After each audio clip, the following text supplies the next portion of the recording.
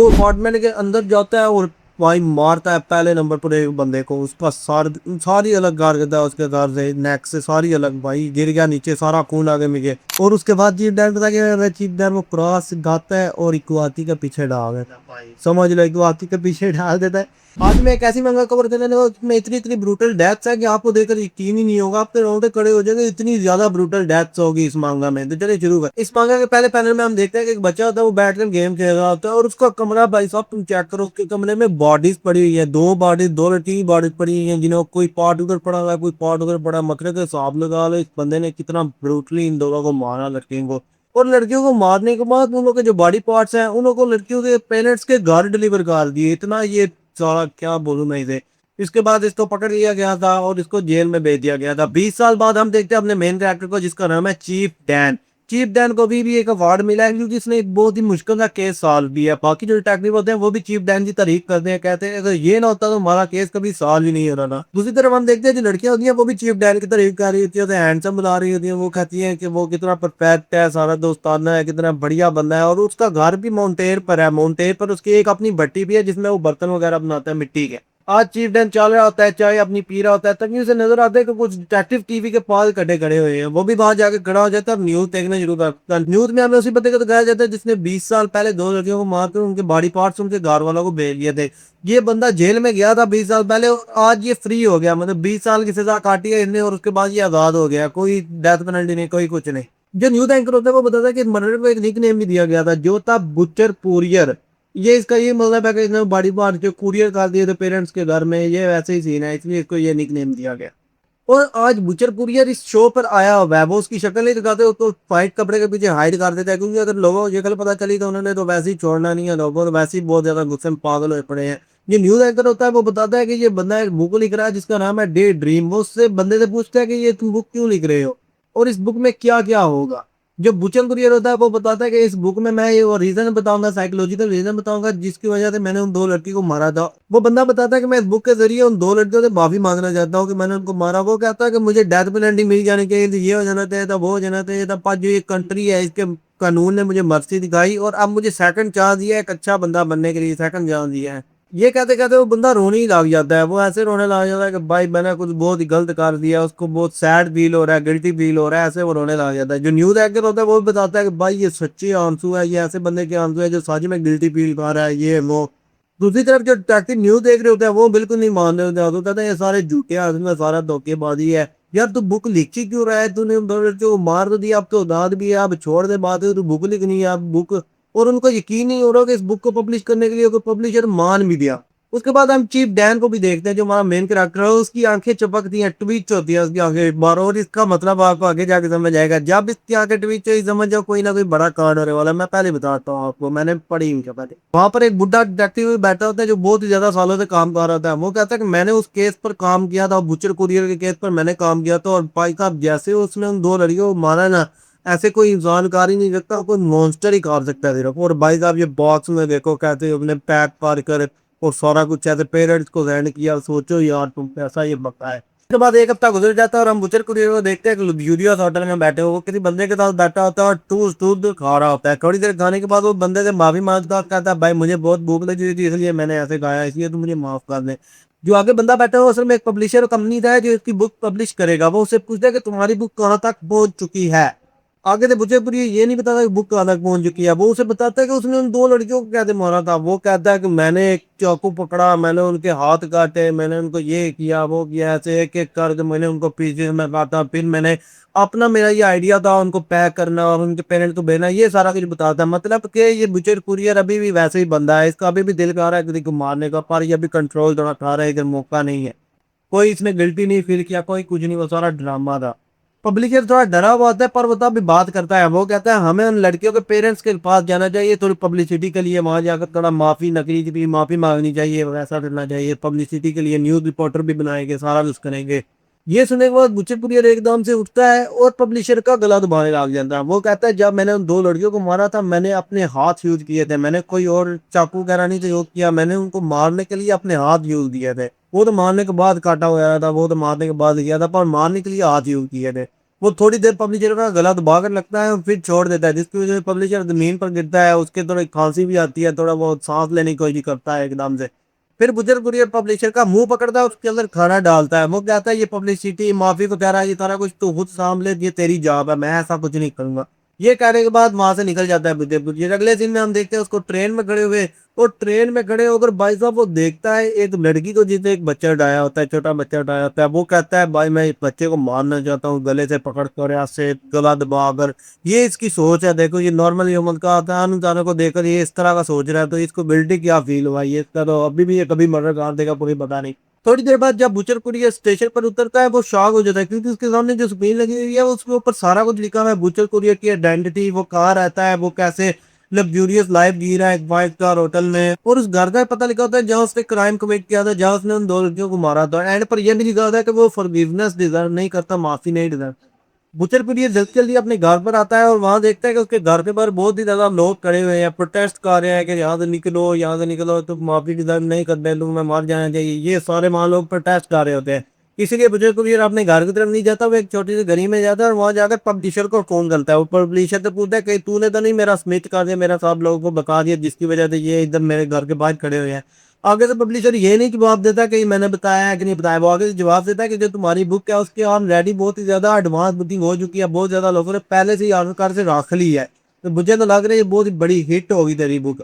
ये सुनने के बाद विजय को थोड़ा खुश होता है, फोन बंद कर देता है और वहीं खड़े होकर सिगरेट लगाने लग जाता है। पर वो नोटिस नहीं करता कि उसके पीछे एक विंडो है और वहां पर खड़ा हुआ है चीफ डैन, हमारा मेल करेक्टर, और बहुत ही डार्क सा सीन है, इधर देखकर बंदा एकदम से डर ही जाए। चीफ डैन तभी एक टेजर निकालता है, उसको बिजली लगाता है बुझे कुरियर को, उसको बेहोश कर देता है। जब बुझे कुरियर अगले सीन में उठता है वो कहीं और ही होता है, कुर्सी के साथ बंधा हुआ होता है। उसके आगे एक और भी कुर्सी होती है जिसके ऊपर चीफ डैन बैठा होता है, और आगे एक बहुत ही ज्यादा बड़ी स्क्रीन होती है जिसके ऊपर कोई फिल्म चल रही होती है। चीफ डैन कहता है कि ये जो फिल्म चल रही है इसका नाम है एक्सोसिस्ट, वो सारी समरी वगैरह देता है उसको बुझे कुरियर को। उसके बाद उससे पूछता है तूने ये फिल्म देखी है कि नहीं। मुझे कुरियर चिल्लाने लग जाता है, कहता है मुझे खोलो कुछ पुलिस को बुलाओ, इसने मुझे किडनैप कर लिया, ये वो इस तरह ऊंची बात चिल्लाता है। और उसको देखने के बाद बेचारा चीफ डैन भी चिल्लाने लग जाता है, वो कहता है मुझे बचाओ, पुलिस को बुलाओ, इस तरह वो चिल्लाता है। चीफ डैन इसलिए चिल्ला रहा है क्योंकि उसे पता है ये घर एक माउंटेन पर है और यहाँ आसपास कोई भी नहीं रहता, इसलिए तुम जितना मर्जी ऊंचा चिल्लाओगे कोई भी तुम्हारी बात सुनेगा ही नहीं। तभी चीफ डैन नीचे बैठता है और नीचे से कोई चीज उठाता है, ये उठाते उठाते वो बुजुर्ग रब्बू ने, क्या तुम्हें पता है कि जापान में एक साल में कितने लोग गायब होते हैं। आगे से वो जवाब नहीं दे पाता क्योंकि उसे पता ही नहीं है कितने लोग गायब होते हैं। चीफ डैन बताता है कि 80,000 लोग जापान में एक साल में गायब हो जाते हैं। ये ऐसे लोगों की बात कर रहा है कि वो लोग कभी मिलते ही नहीं, मतलब कि जापान में 80,000 लोग गायब होते हैं, वो कभी मिलते ही नहीं है। और कहता है अब एक और गायब हो जाएगा तो किसी को कोई फर्क ही नहीं पड़े। और भाई साहब जो चीफ डैन ने नीचे चीफ ढाई है वो कोई और नहीं, वो है चेन साहब। और चेन साहब ऑन करता है और एकदम से बुजुर्ग कुरियर के बाजू में मारता है, बुजुर्ग कुरियर के बाजू कटना शुरू हो जाती है, धीरे धीरे खून सारा आगे पीछे गिरता है। और ये देखने के बाद चीफ डैन स्माइल करता है, कहता है ये मेरा फेवरेट सीन है, सबसे बढ़िया, मुझे यहाँ बहुत बढ़िया फीलिंग आ रही है। उसकी बाजू कटते जाती है, पर चेन साहब आगे जाकर बोन में अटक जाता है, उसकी हड्डी में अटक जाता है। जो बुचर कुरियर होता है वो बहुत ही ऊंची आवाज से चिल्लाता है क्योंकि बहुत दर्द हो रही है, बाजू जो उसका काट रहा है वो बिल्कुल अभी होश में, अपनी बेहोश भी नहीं हुआ अभी तक।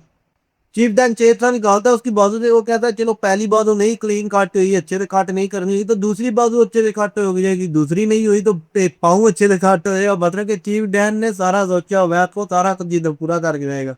बुचर कुरियर होता है वो बेहोश होने ही लगा होता है, वो चीफ डैन से कहता है तुझे पैसे चाहिए, तू रिवीनी के लिए कह रहा है, जो कि बता रहा मैं तुझे हर चीज दूंगा, तू बस मुझे मारना, मुझे छोड़ दे। वो कहता है कि मेरी बुक पब्लिश होने लगी है, मुझे बहुत ज्यादा पैसे मिलेंगे, मैं तुझे बहुत ज्यादा पैसे दूंगा।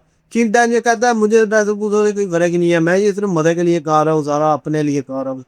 और उसके बाद बुचर कुरियर हो जाता है बेहोश, और जब बुचर कुरियर दोबारा होश में आता है वो देखो भाई साहब उसके दोनों पाँव भी गए, उसके हाथ भी दोनों गए, दोनों चीजें गई। उसके आगे पटका बनी हुई है कि खून रुक जाए, चीफ डैन अब इसको मतलब मारना नहीं चाहता। जो बुचर कुरियर होता है वो शीशे में देखता है और चिल्लाने लग जाता है, वो कहता है मेरे पाँव की तरह, मेरे हाथ की तरह, ये सारा इस तरह में चिल्लाता है। और चीफ डैन तभी पॉइंट करता है एक फ्लावर पॉट की तरफ, और उस फ्लावर पॉट के अंदर तो फ्लावर नहीं लगे हुए, उस फ्लावर पॉट के अंदर हमारे बुचर कुरियर के पाँव लगे हुए हैं, पाँव के साथ हाथ भी लगे हुए हैं और आसपास बत्तियां भी लगी हुई है। चीफ डैन बताता है कि अब क्रिसमस पास ही है तो ये मेरा क्रिसमस ट्री या नहीं, मुझे पैसे बचेगा, तेरी वजह से मेरे पैसे पा दिए थोड़े क्रिसमस ट्री ने। उसके बाद चीफ डैन बुचर कुरियर के एक पिक्चर भी निकालता है और उसे कहता है मैं तेरा ऐसे ही होपलेसनेस वाला चेहरा देखना चाहता था। बुचर कुरियर की अब बिल्कुल हालत ही नहीं रही, वो चीफ डैन से कहता है भाई तू मुझे मार दे, खत्म कर दे हर चीज। चीफ डैन कहता है मुझे पता था तू माफी मांगनी नहीं था चाहता शुरू से हम दोनों लड़के, वो सारा कुछ नाटक था, मुझे पहले ही पता था। अगले दिन में आप देखते हैं चीफ डैन को उसके कमरे में वो बैठकर एक बुक देख रहा होता है, बुक के अंदर बहुत ज्यादा पिक्चर लगी हुई है, और ये पिक्चर उन लोगों की है जिन्हों को आज तक चीफ डैन ने मारा है। और जो बुचरपुरी होता है वो चीफ डैन का 27वां खेल था, इसके पहले उसने 26 लोगों को और मारा है। वो इस मांगा में नहीं दिखाया जाता कब मारा कैसे मारा, पर इसने मारा हुआ है, इस बुक में उसने सबकी फोटो लगाई हुई। दूसरी तरफ हम देखते हैं चीफ डैन की भट्टी में जो लड़के वो शुरू में बोला था ना, चीफ डैन के पास एक भट्टी भी, हम उस भट्टी में देखते हैं उस भट्टी के अंदर कोई बर्तन वगैरह नहीं फान रहे होते, उस भट्टी के अंदर बुचर कुरियत जल रहा होता है, मतलब कि चीफ डैन अपने सारे विक्टिम्स को इसी तरह जला देता है भट्टी में अपनी जो उसने बनाई हुई है, इसलिए पर किसी को सबूत वगैरह मिलता ही नहीं। अब ये सारा कुछ करने के बाद चीफ डैन एक चर्च में भी जाता है, उस चर्च में जाकर वो कहता है मैंने आज एक और अच्छा काम किया है, मैंने ईवल को खत्म किया है, ये सारा कुछ ऐसी बातें करता है और कहता है मैं आगे से और बहुत ज्यादा ईवल को खत्म करूंगा। ये कहने के बाद चीफ डैन वहां से निकल जाता है और आगे भाई साहब चीफ डैन जो करता है, जैसे जैसे लोगों को मारता है मजा आ जाता है। ये तो हुआ पहला चैप्टर। अब चलते हैं अगले चैप्टर पर। अगले चैप्टर की शुरुआत में हम देखते हैं कि कुछ लड़कों ने एक लड़की को पकड़ रखा होता है, उसके साथ कोई बुरा काम कर रहा होता है, लड़की पूरे होश में नहीं आती, वो उसको बचा भी नहीं पाती, वो कोई रेजिस्ट भी नहीं कर पाती, उसको होश ही नहीं अभी। वो अंदर अंदर सोच रही होती है मुझे कोई बचाए कोई मदद करे, पर इधर कोई उसको मदद ही नहीं करेगा। कुछ 7-8 लौंडे होते हैं वो सारे उस लड़की के साथ लग जाते हैं, गलत काम करते हैं, भाई ये पड़े इनों के साथ भाई बहुत बुरा होगा, देखना तुम बस देखते जाओ। उसके बाद सीन शिफ्ट होता है चीफ डैम पर, जो छत पर खड़ा होकर काफी पी रहा होता है, अपने मग में काफी पी रहा होता है। तभी वहां आती है एक लड़की पुलिस ऑफिसर, वो चीफ डैम के पास आकर खड़ी होती है और उससे उसका हालचाल पूछ दिया थे, वेटिंग वगैरह करते हैं थोड़ी सारी। तभी उसकी नजर पड़ती है चीफ डैम के मग पर। ओ भाई साहब मग देखो कैसा, कप देखो ऐसा अजीब सा बना हुआ है, खराब सा बना हुआ है। चीफ डैम ने ये खुद बनाने की कोशिश की थी, अपनी भट्टी पर इससे बनाने की कोशिश की थी, पर ठीक बना नहीं था। इसका मतलब वो भट्टी और कामों के लिए भी इस्तेमाल करता ही है, चलो कुछ तो करता ही है। ऐसी वो बातें कर रहे होते हैं, पर तभी चीफ डैन लड़की से पूछता है कोई मसला तो नहीं है इनमें। लड़की कहती है नहीं कोई मसला नहीं है, ये सवाल भी पूछा है। चीफ डैन आगे तो बताता है कि तुम्हारे फेस पर मुझे सैडनेस नजर आ रही है, इसलिए मैंने तुमसे ये सवाल पूछा। तो लड़की आगे तो अपनी कहानी सुनाती है। जो लड़की पुलिस ऑफिसर होती है उसको रिपोर्ट किसने की थी, यूसुको ने। वो 21 ईयर ओल्ड कॉलेज स्टूडेंट थी। यूसुको वैसे ही कोई पार्टी अटेंड करने गई थी अपने दोस्तों के साथ, जो यूनिवर्सिटी के कुछ बॉयज ने रखी थी। वो वैसी पार्टी में गेम वगैरह खेल दिया, ड्रिंकिंग पार्टी थी, या गेम वगैरह खेल दिया, और जो गेम हारेगा उसको एक बियर का गिलास पीना पड़ेगा, शराब का गिलास पीना पड़ेगा।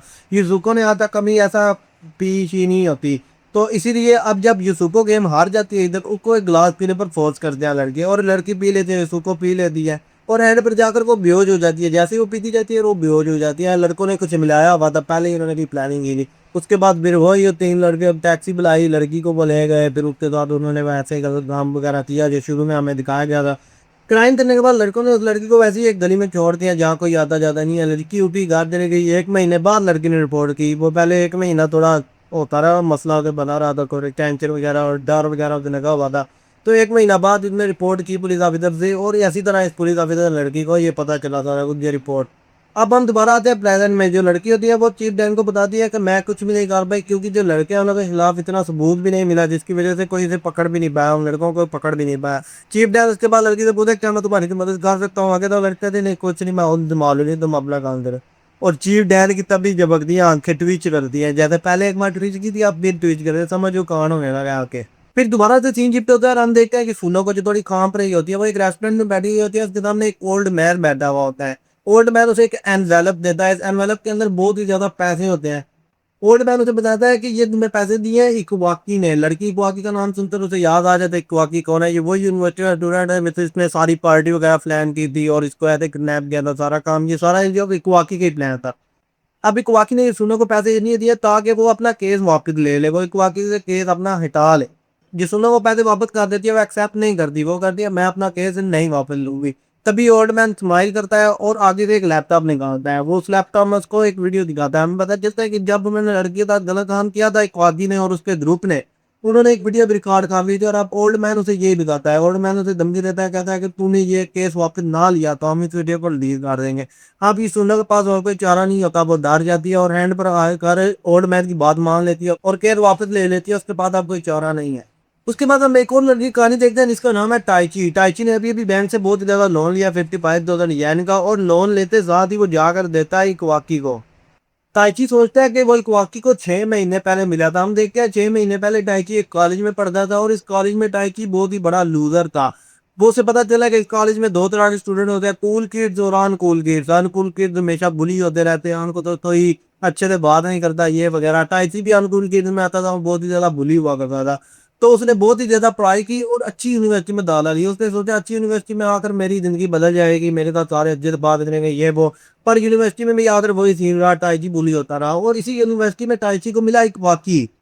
और इकवाकी पता क्या करता है, इस यूनिवर्सिटी में इकवाकी का एक ग्रुप है जिसका नाम है MOT। बाकी सारे यूनिवर्सिटी के स्टूडेंट के सामने अनाउंस करता है कि अगर इस ग्रुप को ज्वाइन करोगे तो तुम लोग समझ आए कैसे लड़के को प्यार में गुजारना है, कैसे लड़कियों के सामने कॉन्फिडेंस से बात करनी है, ये सारा अगर तुम लोग को इस ग्रुप में सिखाया जाएगा।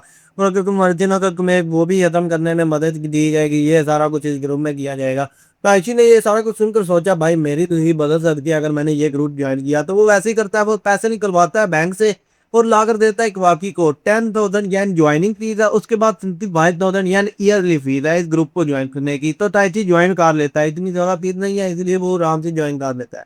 3 महीने बाद MOT ग्रुप में बहुत ही ज्यादा स्टूडेंट्स आ जाते हैं, सारे बहुत ज्यादा स्टूडेंट ज्वाइन कर लेते हैं, जितने भी लूजर होते हैं यूनिवर्सिटी के सारे ज्वाइन कर लेते हैं। उसके बाद एक दिन इकवाकी लेकर जाता है कुछ स्टूडेंट को एक ट्रिप पर। इस ट्रिप के अंदर एक दो लड़कियां भी होती हैं। वो पता है क्या करते हैं, इस ग्रुप के अंदर टाइची को एक जॉब मिल गया, टाइची ने एक लड़की यहाँ पकड़ना है। वो पता है क्या करता है, वो पानी के अंदर या पानी के अंदर या कुछ बियर दे होती है उसके अंदर वो डाल देता है, कुछ मिलावट कर देता है जिसकी वजह से वो लड़की जाती है, पीती जाती है, बेहोश आ जाती है। उसके बाद वही वो लड़की को ले जाते हैं, किडनैप करते हैं, पुलिस के साथ वही खिलाफगान करते हैं। और ये सारा कुछ करने के बाद वो टाइची को भी मौका देते हैं। इस बार टाइची भी अपना डाल लेता है सिस्टम, उसको थोड़ा मजा भी आता है। ये सारा कुछ करने के बाद टाइची को वो एक वार्निंग देता है, टाइची को एक कंडीशन देने हैं। वो कहता है कि अगर आइंदा से तुम्हें कोई गर्ल मिली, लड़की मिली, तो तुमने हमारे साथ भी शेयर करनी है जैसे हमने तुम्हारे साथ शेयर किया। तो ये सारा कुछ ताजी को बताते हैं। वो कहते हैं ये सारा रूल तुमने तोड़ने नहीं, यानी कि तुम्हारे साथ बुरा हो सकता है। ताकि जिस शॉप पे काम कर रहा होता है ना, पार्ट टाइम काम कर रहा था, वहां से जाती तो थोड़ी बहुत सैलरी मिलती है। वहां उसके साथ एक लड़की भी काम करती है, ओकोमोरा। और ऐसे ही होता है, टाइची और ओकोमोरा दोनों ही दूसरे के साथ प्यार करने लग जाते हैं। टाइची सोचता है ये सारा कुछ जैमोटी ग्रुप की वजह से हो रहा है, मुझे उन्होंने कॉन्फिडेंस दिया, ये सारा कुछ। और टाइची उस लड़के के साथ घूमने फिरने लग जाता है। और एंड पर वो दोनों ये भी सोच लेते हैं कि आइंदा से हम इकट्ठे ही रहेंगे, आगे जाकर हम शादी कर लेंगे और इकट्ठे रहेंगे। टाइची अब सोच लेता है यार मैं इस लड़की को शेयर तो नहीं कर सकता, ये अब मेरी प्यार वाली लड़की है, अच्छी लड़की है, इसलिए मैं इतना MOT के साथ शेयर तो नहीं कर सकता हम लड़कों के साथ। इसलिए टाइची कथा क्या करता है, टाइची जाता है एक वाकी के पास, उसे मेंबरशिप फी देता है और उसे कहता है मैं ग्रुप पर लीव करना चाहता। जो वहां के दूसरे स्टूडेंट्स होते हैं वो उस पर गुस्सा करते हैं। वो कहते हैं अब तुम कैसे लीव कर सकते हो ग्रुप, तुम्हें अब लड़की के साथ आगे जाते हैं कि तो तुम ग्रुप लीव करने लगे हो, हमारे लिए हमारे साथ शेयर नहीं करोगे। टाइची आगे से बताता है कि वो मेरी लड़की लव ऑफ लाइफ है, इसलिए मैं उसके साथ आगे जाके लूंगा, मैरिज करूंगा, ये सारा कुछ है। लड़कों को बहुत गुस्सा आता है। वो कहता है हमने तुम्हारे साथ शेयर की चीजें तो तुम हमारे साथ शेयर नहीं कर रहे। एक वाकी पर अच्छे से बात करता है, एक वाकी से कहता है कल जा तू छोड़ दे ग्रुप और अच्छा आइंदा से अच्छी जिंदगी जा, तुझे मार तुझे छोड़ दे। टाइची बहुत ही ऊंच होता है और ग्रुप छोड़ देता है। उसी रात में जब टाइची उस लड़के के साथ चल रहा था, कोमोरा के साथ चल रहा था, वहां एक वैन आती है। वहां से कुछ लड़के निकलते हैं, वो टाइची को भी पकड़ देते हैं और लड़कियों को पकड़ लेते हैं और वैन के अंदर गिरा देते हैं। और वैन के अंदर भाई वहाँ ये सीन देख मुझे बहुत ही गुस्सा आया था। वैन के अंदर जो ड्राइवर होता है वो होता है इकवाकी के सामने ऐसे एस वाला गैस्चर करता है, ऐसे करता है, ये थोड़ा आगे जाकर ये चीफ डैन भी करेगा, बात थोड़ा समझ करो। इकवाकी से कहता है भाई मुझे बिट्रे किया तुमने, मुझे धोखा दिया, कि यही होएगा तेरे साथ भी बात कर समझ का। अब इसके साथ तीसरा चैप्टर एंड हो जाता है। मैंने 30 चैप्टर कवर कर दिया, अब चलते हैं चौथे चैप्टर तक। चौथे चैप्टर की शुरुआत पर हम वो वैन वाला सीन नहीं देते, हम देखते हैं यसूनो का। यसूनो सिर्फ पुलिस ऑफिसर वाली लड़की के साथ बैठी होती है। यसूनो इधर इसलिए आई है वो केस वापस लेने आई है। वो पुलिस ऑफिसर वाली लड़की के पास सारा कुछ बता देते कि मेरे साथ कैसे एक होल्ड में आया था, उसने मुझे वीडियो दिखाई, मुझे कुछ पैसे दिए, ये वो, इसी वजह से मैं अपना केस वापस ले रही है। उसके बाद वो पुलिस ऑफिसर वाली लड़की जाकर सारा कुछ चीफ डैन को बताती है। चीफ डैन को बताती है कि जो ट्रक के साथ जिसने गलत काम किया था, यसूनो के साथ जिसने गलत काम किया था, उसमें से एक बंदा था इकवाकी। और इकवाकी भाई साहब बहुत ही अमीर बंदा है, उसके पास बहुत ज्यादा अपार्टमेंट है उसके बाप के पास, उसके बाप ने बहुत पॉलिटिशियन भी है, ये सारा कुछ जिसका नाम उसका बाप बहुत ही अमीर है, इसलिए वो जो कुछ भी करते हैं भाग जाते हैं, पनिशमेंट इसमें नहीं मिलती, सबूत भी बहुत सारे काम कर देते हैं। और ये सारी रिसर्च लड़की ने नहीं की, ये चीफ डैन रिसर्च कर रहा है, उसने पहले से ही सारा मगर प्लान उसने कर लिया होगा। जो लड़की पुलिस ऑफिसर होती है उसे बहुत ज्यादा गुस्सा आ रहा होता है, वो कुछ कर नहीं ना सकती इधर इतने अमीर बंदे के सामने, पर वो करना चाहती है, कुछ उसे पनिश करना चाहती है।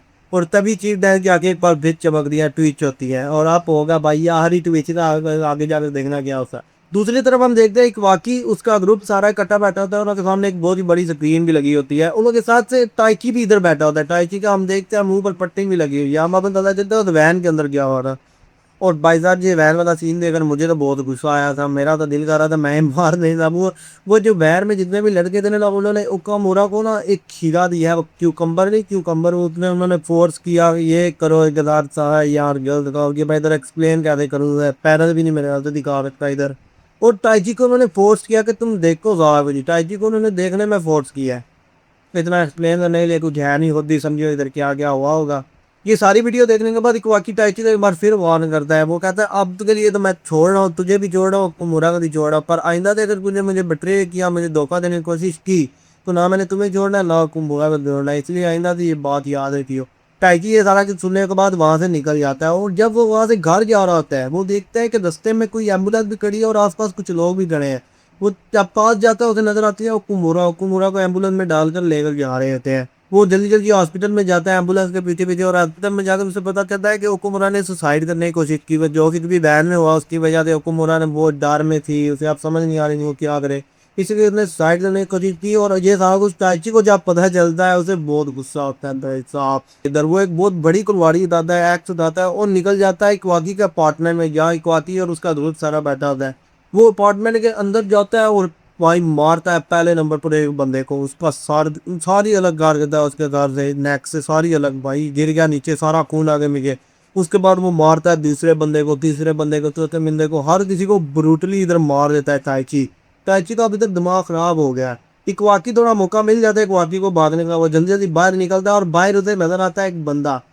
और वो बंदा को यो नहीं होता, वो होता है चीफ डैन। चीफ डैन इधर पहले से ही डेरा जमा में बैठा था, उसने इकवाकी को पहले ही पकड़ने का सोचा था। इकवाकी चीफ डैन के बाद रेंगना हुआ आता है और चीफ डैन को बताता है अंदर एक पागल का बंदा है जो कुल्हाड़ी के साथ सब तो मारी जा रहा है, इसलिए तुम भी यहाँ से भागो। चीफ डैन पता क्या करता है, वो अपने कान के साथ एक चीज लगाता है और पुलिस को फोन करता है, कहता पुलिस इधर आ जाओ यहाँ एक बंदा है। पर आगे तो कोई तो जवाब ही नहीं मिलता। जवाब क्यों नहीं मिलता, क्योंकि वो मोबाइल पर फोन ही नहीं था कर रहा, वो वैसे उसने एक टेजर पकड़ा होता है, टेजर जो जिसके साथ आगे वाले बंदे को बेहोश कर सकते हो। वो टेजर पकड़ता है और इकवाकी यहाँ नेक पर लगाता है, जिसकी वजह से इकवाकी बेहोश हो जाता है। और अगले दिन में जब इकवाकी उठता है वो एक बेड के साथ बना होता है, तो बेड के साथ बना तो होता है, उसकी शर्ट पहनी हुई होती है पर उसकी पहनती नहीं होती, पैंट उतरी हुई होती है। चीफ डैन ने उसकी पैंट तार कर कहीं रख दी है। और चीफ डैन भाई साहब, चीफ डैन ने एक चीफ अपनी क्रॉस पकड़ा हुआ है, जैसे वो होता है ना क्रिश्चियंस का क्रॉस, उस क्रॉस के ऊपर बहुत ही ज्यादा कांटे लगे होते हैं। यहाँ पर चीफ डैन एक फिल्म का सीन बताता है, वो फिल्म वही एक्सोसिस्ट फिल्म, वो कहता है उस फिल्म में उस एक्सोसिस्ट ने ये क्रॉस लिया और किसी गौर के साथ क्या क्या किया, ये सीन छोड़ो दे। अब इधर चीफ डैन कार्य का दिखाएगा, वो जो कुछ फिल्म है चीफ डैन इधर कार्य का दिखाएगा। चीफ डैन पहले नंबर पर तो इकवाकी के सामने वही एस वाला गैस्चर करता है, इसी तरह एस वाला जैसे उसने वैन में किया था ना, यही में वो भी करता है, ये MOT का MTO या जो मुझे भूल भी गया ना। और उसके बाद चीफ डैन पता क्या करता है, चीफ डैन वो क्रॉस गाता है और इकवाकी का पीछे डाल देता है, भाई समझ लो इकवाकी के पीछे डाल देता है। एक बार डाला और इकवाकी को बहुत ही दर्द होती है, इकवाकी भाई दा पाल हो रहा है, भाई कांटे लगे हैं उस पर, सोच लो तुम खुद। चीफ डैन एक बार करने के बाद बैठ जाता है, उसके कपड़ों पर खून लगा हुआ है, जाहिर सी बात है खून तो लगेगी। इकवाकी भाई चिल्लाता है, वो चिल्लाता है दर्द में, वो कहता है मैं तुझे जितने पैसे तुझे होता है मैं उतने दे दूंगा, जितना तू जो कुछ मर्जी तुझे चाहता है मैं तुझे हर चीज दे दूंगा, बात मुझे छोड़ दे। पर चीफ डैन ने पहले ही बताया मुझे पैसों या रवीन से कोई मतलब नहीं है, मुझे सिर्फ क्या चाहिए, मुझे गुड डीड चाहिए, मैं सिर्फ अच्छे काम करना चाहता हूँ, नेकी भी दे चाहिए बस। ये दर्दनाक दी नेकियां करता है भाई चीफ डैन। और इसके बाद चीफ डैन शुरू हो जाता है, दोबारा टनास पकड़ लेता है, शुरू हो जाता है। उसके बाद एक बार डाला निकाला, फिर डाला फिर निकाला, फिर डाला फिर निकाला, फिर डाला फिर निकाला, इस तरह 666 बार, 666, ये भी एक डायल का नंबर है, इधर पता नहीं मांगा में रेफर किया है। और 666 बार डाल कर निकालता है, वो समझ लो ये कितनी ब्रूटल डेथ थी। इसके बाद इकवाकी वो मार गया, जाहिर सी बात है कि तरह खून निकल गया, चर्चा हो गया होगा। इसके बाद इकवाकी भी खत्म। तो इसी तरह दो मैंने इस वीडियो में दिखा दिया, दो विक्टिम दिखा दिए चीफ डैन के, और आगे भी बहुत सारे हैं, 20 है चैप्टर इस मामला के, और मैंने इसमें 4 कवर कर दिए चैप्टर। अगर इस वीडियो पर असर बहुत आ गया तो मैं अगले चैप्टर भी कवर करूंगा। इकवाकी को मारने के बाद चीफ डैन वही कहता है भाई एक और मैंने गुड डीड कर दी, एक और अच्छा काम कर दिया, एक और इवल को खत्म कर दिया, अब आगे तो और इवल खत्म करेगा चीफ डैन, देखते जाओ भाई नस।